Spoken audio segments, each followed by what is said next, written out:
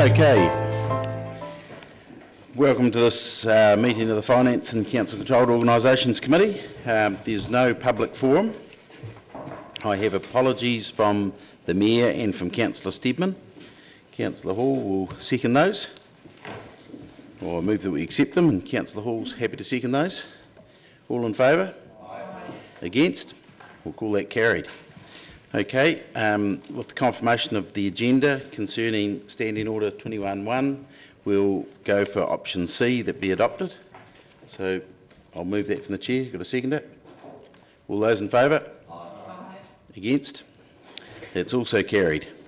Now I'll just turn you to item 4, the declaration of interest. I'll just know there was nothing upgraded in the last meeting, so unless someone's rushed out and got a new job, I'm assuming that we'll just note the elected members register and confirm the proposed management plan for elected members. Do I have a mover? Councillor Staines, seconded Councillor Wilson. All in favour? Aye. Against? It's carried. Item 5. The financial result for the 7-month period ended 31st of January. Any questions? Councillor Van der Vis. On page 24, we've got community and planning with an actual of 572, but a budget of $1.5 million. The $1 million that hasn't been spent, can someone let us know what that is?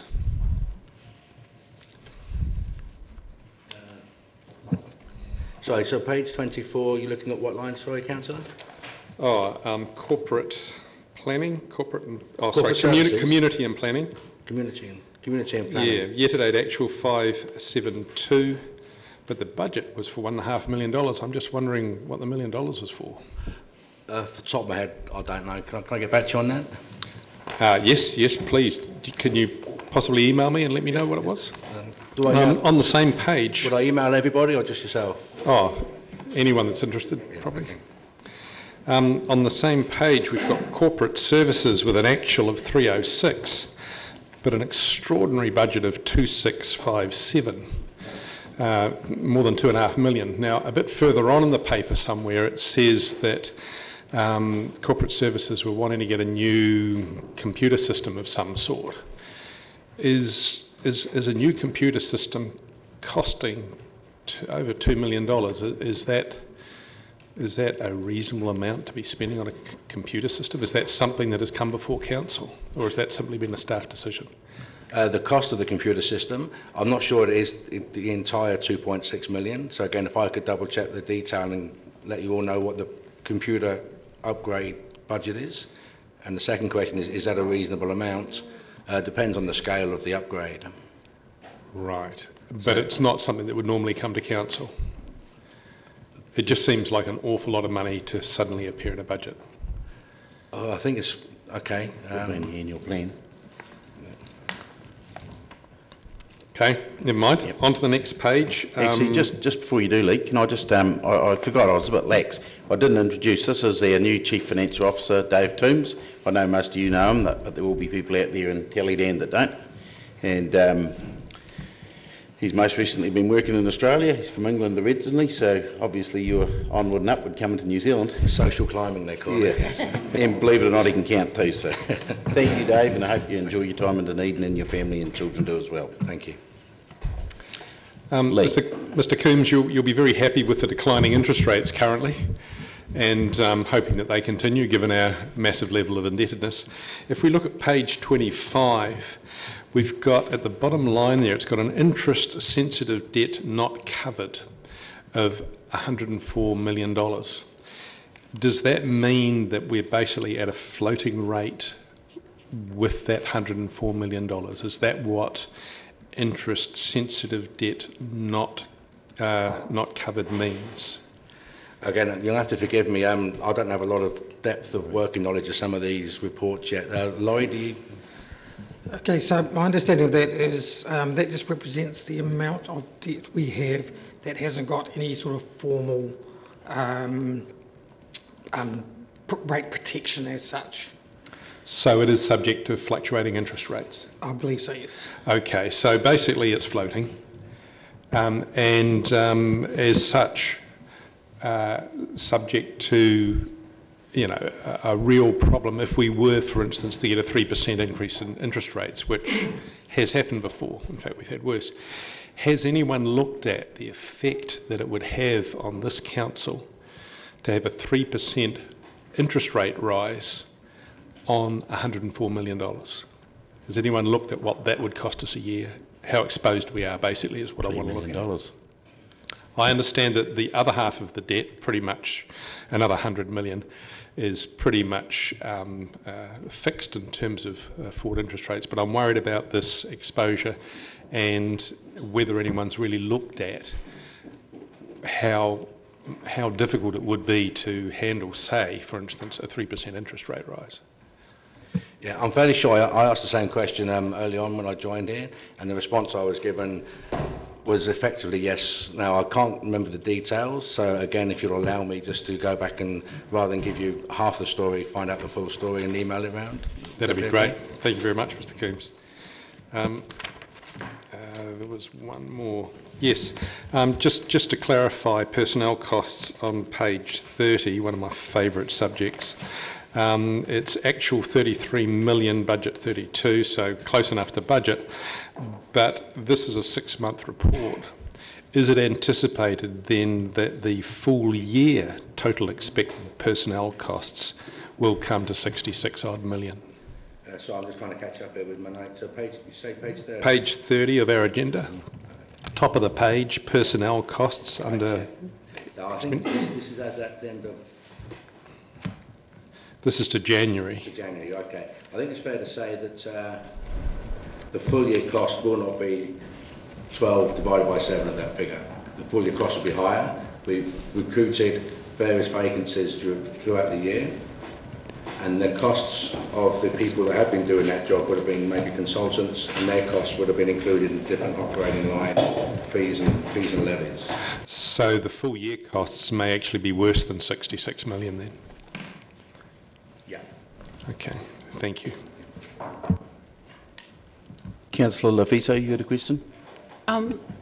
Probably this question is for the chair, or I know the CEO's gone out, but I was just wondering how much credence we should give, if any, to Terry Wilson's email yesterday. I just seek your guidance on that. Well, Terry Wilson's email was talking about the capital expenditure and what we hadn't spent, and those figures are very accurate figures. That he's taken them straight from the report. It's the concern. I think it is probably a valid question, but it's really probably something that would be better asked in an infrastructure committee. I mean, these are just the facts. So if we're not spending our capital expenditure, that's something you really want to ask those departments. Can I make a comment on that? Can I make a comment as well? Yep, go for your life. Sorry, Councillor, I did happen to see the email, and I would comment that the analogy of depreciation is a bit, it might work in a bicycle environment, but when you're dealing with an infrastructure of pipes and roads, there's a lot more to it than just A divided by B.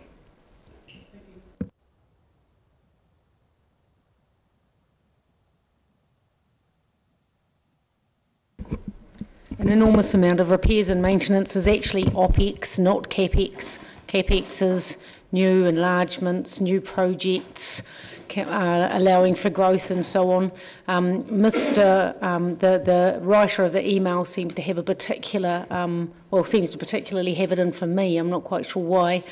His allegation, for example, that I'm presenting you with an annual plan with an LTP that somehow I have managed to strong-arm you all into adding things into the annual plan that you actually asked for is kind of rather bizarre, so he doesn't really understand how the system works, I'd have to say. But what he neglects to mention is that, well, yes, and the other point is, I provided him with evidence and a graph showing that, in fact, in the last 4 years, the CAPEX expenditure in this council has been larger. The amount of our CAPEX we've spent has been larger than in the previous 10 years combined. So we have actually put quite a bit of effort into increasing our CAPEX spend.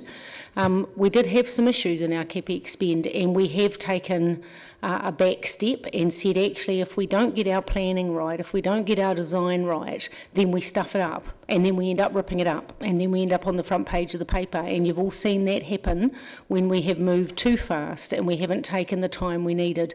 So we are in a lot of work is in planning. These are, largely new projects and new designs, increasing the Green Island wastewater treatment plant, for example. The work started in 2016. It will not start for another 3-4 years, but all of that time is design and planning and modelling and so on. On a day-to-day basis, the OPEX gets spent, and that is a lot of what is paying for the standard repairs and maintenance that keep our system functioning. Thank you. Lee? On page 36, under property, and speaking of headlines, we've had a pretty ugly one recently. There is a phrase that has just started cropping up recently called unbudgeted reactive works. Is that another term for deferred maintenance, or does it mean something else? Yeah, with regard to the property, with regard to the piece of work around property. So yes, absolutely. The extra expenditure that's going on in property is a lot of it is focused on catching up on deferred maintenance. A long history of deferred maintenance. Properties being split between several departments, and in some cases departments thinking that other departments were looking after the property, and so nothing being done in some of our properties, for example. Properties on some of the sports fields, for example. So although there was a headline that sort of indicated that we were spending a lot of money on consultants, and we are, as we seek to recruit and as we seek to fairly substantially increase the size of that property team, which is something that we have discussed with you all before and have talked through. In the meanwhile, while we're recruiting, we do have some consultants in that team. But they're all, of course, doing work. So we don't just pay consultants so that we've got people in the team. The people are all doing work, which is doing the work that's required to catch up on the deferred maintenance. So things like warrants, code compliance. In particular, we didn't have a register of every single piece of property that we own. We have asked for one several times, but it's been in the too hard and not a priority basket. And so a big piece of work that's underway is ensuring that we have a completely definitive list. That may sound easy, but of course it's a lot harder than it sounds, because it includes many parcels of land that were carved off when something got done, and some of them have never been registered as their own piece of land, so it's not just as easy as going through and finding out everything where we're listed as an owner. A lot of these are orphans and so on, but they are all pieces of land that land and physical property that potentially are able to be identified and sold to neighbouring landowners to enlarge people's section size and so on, and potentially can make up a portion of the property sales process. And again, referring to Mr Wilson, who says we're going to be selling highly profitable properties. That's not the plan. The plan is to sell the pieces where we aren't getting a return that is what you would expect in terms of property investment. So it would also be right to say that the budget in this department has never accurately reflected the work they do. In previous years, we had rather large kind of contingency funds around the department, and we knew we would underspend OPEX, and at the end of the year you ended up with unders and overs, and they balanced out. And the need to ensure every individual department budget is as accurate as can be hasn't been so pressing as it is now that all of those are gone, and now that the budgets for most departments pretty accurately reflect what they do. This will be the last cab off the rank in terms of this process of getting a department's structure and budget in order. So I guess basically, in order to be really sure that team are doing the right stuff with their budget, they need a baseline of intelligence on which to base their work program, and that's what Laura has spent the last year working her way through in that department. Thank you. One final question on page 34. Transport, the Peninsula Road widening project. I was rung by a contractor recently who claimed that the budgets were $20 million short of the actual quotations that have come in. Is this the case? And if so, how are we going to meet this $20 million shortfall? So we did go out to tender for that work. We got 2 quantity surveyors. We had an independent engineers, our own engineers estimate, and we got 2 quantity surveyors to give an independent estimate of the value of the project, and they set it at a certain price in the high 45, something like that, $1 million. So it's an expensive project. When we went out to tender, we only had 1 tenderer, and the price did come in significantly over, in the order of the amount that you mentioned. We are in the process of, and there were a couple of specific areas that pushed the price up. So we're in the process of confirming which portion we will start with, one of the shorter portions, and then looking at some options to reduce the budget for the remainder of for the longer sections so that we can do it within budget. And some of that may require us revisiting consenting issues and so on, but... Just mentioning, as you have now, Chief Executive, that you only really got the 1 tender, is it the case that our fairly long tradition of lumping a whole lot of tenders together, thus limiting the number of people that can actually tender for them, was that a contributing factor, the fact that this was such a large tender, a contributing factor to only getting 1 tender for it and the price being so high? We don't think so. We interestingly had a presentation from one of the senior managers at a neighbouring council yesterday, and they are achieving very similar results to us. And a lot of the work they put to tender in the transport and water space in particular, they get either no tenderers or 1 or 2, very occasionally 3. We are in a similar position. We get 1 or 2, occasionally 3. This is a problem right across the country, actually, with a building boom in Christchurch that's sucked a lot of the resource out of the country into one location. Certainly, it is something that chief executives from around the country are regularly discussing. We are all struggling to get well, it's a highly competitive market, and so if an organisation, if a company has enough work on the books, then the potential is they'll put in a high bid because basically they need to start from scratch. They need to buy new trucks, new staff, relocate staff, and the prices reflect that. And we've had this issue, for example, with Kaikorai Valley 3. You're aware we only got 1 tender, and that was a similarly high. So seems to be a problem around the country at the moment, and in Dunedin the place is booming and there's a lot going on, and it probably isn't going to get any better in the next 3 or 4 years. Thank you. Councillor Elder, you had a question. Actually, it was partly answered before. In the property department, what is the expectation going into the future related to that budget? We will attempt to get that budget onto a more sound footing over the next few months. And it may be that as part of next year's annual plan, we'll need to do a formal consultation as we sort that out. But basically, as I said before, we need to get that baseline of intelligence about the properties, assessments of quality, being sure we've got our basics right, and then we'll be able to ensure that the budget is more than a kind of finger in the air. So that is the intent. Thank you. Actually, I've got a question too. This one might be for Laurie, but I see, Laurie, on page 21, it's at the top of the page, it's got rates revenue to the end of 31st of January at 80,500,000, and budget was 80,516,000, so that was pretty close. But then when you go on to the next, on page 23, it's got rate, for the statement of cash flows, it's got rates revenue 75 million and budgeted 77. What's the cause of that difference? Will that be a timing of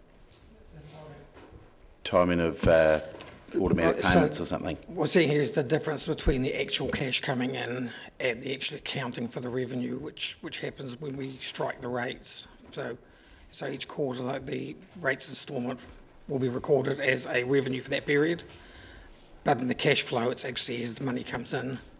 So there's a difference between cash and accounting. Yep. That's good. Any other questions? Anyone want to move the report? Councillor Hall, seconded Councillor Wiley. Any discussion? I'll put the vote in that case. All those in favour say aye. Aye. Any against? It's carried. Thank you. Now, on to item 6, the Waipori Fund. Anyone want to speak to that? Do you want to open up with anything on that?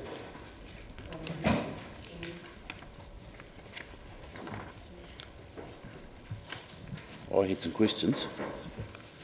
No questions? Okay. I had a question, Dave. I'm not sure if you'll know this. I'm looking on page 40 of 43. And down the bottom we're comparing ourselves against the benchmarks. And I'm just wondering, with our benchmark, like we're about 52% of our portfolio is in cash or fixed interest sort of type arrangements. And would that benchmark, would you assume that would be a very similar weighted portfolio? I notice at the moment we're behind, the last 2 quarters we've been behind the benchmark, and I'm just wondering if that's... Yeah, the figures would, or the graph would suggest that our investment portfolio is more conservative than the benchmark, as you can see by the two quarters where there was a deficit. Our deficit wasn't as large as the benchmark. To answer any specifics, Councillor, I'd prefer to just refer back to the Treasurer and provide that information. Yeah. I guess the other thing, when I look at the projected down the bottom, the short-term interest, we're predicting to get 1.4% for the 6 months, or that's what we've actually got. We're budgeting, and I'm just wondering, is it time to have a think about whether we should be directly borrowing that money off ourselves? Would there be a case for that, and avoiding fees and charges and just directly internal borrowing? I don't know if that's something that we can do, but I can certainly look into that. Yeah. Okay. Any other questions? Anyone want to move the report? Councillor Wiley, seconded Councillor Staines. Anyone want to speak on that? Okay. Oh, sorry, Councillor Vandervis. I'd just like to briefly... You didn't have a question, did you? No. Okay. Just like to briefly say that it's pleasing to see that the fund value again is in excess of the inflation adjustment, and that we've got a Waipori return of 8.6%. This would suggest that this is one of our investments that we keep rather than one we sell. Yep. Thank you, that'll be noted. It's also quite handy having something reasonably liquid there too. No other speakers? Okay, I'll put the motion. All those in favour say aye. Aye. All against? It's carried too. Yeah, items of notification from the Chair. I've got Councillor Benson-Pope. Thank you, Mr Chairman. Just in reference to the debate that we've had previously several councils ago, and the comment that I and others have made in the media about buildings that need attention, particularly in precincts, I just wondering if people would be agreeable to asking the Rates Working Party, or whatever it's called, that's meeting again shortly, to draw on the report that has previously been done for Council on this matter, just to look at what options might be available to us via the rating system to encourage better behaviour by some landlords who think it's satisfactory to leave eyesores in our streets, particularly in precinct areas that are highly trafficked and important. So really I'm asking for that to be referred to the rating committee for consideration, for investigation, because it can't write its own agenda, as I understand it. Okay, we have, I can certainly talk about that, we can discuss that. Did you say there has been a report done on the subject? There was a report done on the subject some years ago, so there's can you give us an idea when that might have been? I can work that out. There's a body of material that the committee will be able to refresh and look at rating changes and what options might be available. The agenda for next week's going out tomorrow. Yeah, I think the agenda for that is going out tomorrow, and it's unlikely that we'll have that report on the next meeting. It's urgent, but not that urgent. That's fine. Okay, yep. It can wait till the next time, or if people are agreeable to asking the committee to do that work, which would all be reported back into the committee, other committees anyway, Yep. then that could happen sometime during the next couple of rounds. Do I need a motion for that? Not really? No, Not really. that's okay. Councillor Van Der Could I ask Councillor Benson-Pope to clarify whether he's looking at rates incentives for good frontages or penalties for not so good ones? Well, I'm looking at both, as I said to you in the note that I sent around last night. I think we'd all acknowledge that we do a great deal in terms of assisting and incentivising via the Heritage Fund for heritage buildings, and that the notional amount in the 10-year plan is a major increase in that respect.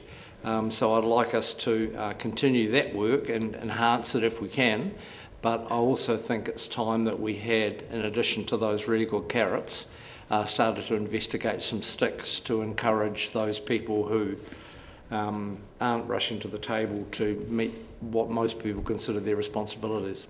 Can I suggest that when looking at sticks, we look very closely at our legal position first? I don't believe I'm sure we the won't law make allows we that. won't be making any I'm decisions. not asking for the committee to consider coming up with anything that we can't legally do. Councillor Wilson? And I don't want to prolong this because I think you'll do what needs to be done with this, but I would ask that perhaps Councillor Benson-Pope may tone his language down to say that what we can assist people to do rather than be so critical of them, because I think some of the landowners may have bought properties not realising the extent of the work required and may not be able to get rid of them or dispose of them particularly easily either because of that. So I'm not sure that it's by total neglect that they're at that position, and it would be good to have them on side from the start. We would also want to be careful that we're not subject to that rule ourselves. We won't be having that debate in this chamber. We will be bringing this to the Rates Working Party, where we, as Councillor Benson-Pope, we will work within the law. So you don't need to comment on that. No other matters. If that's the case, I'll call the meeting to a close at 3:08. Thank you very much for your time. You've got your workshop.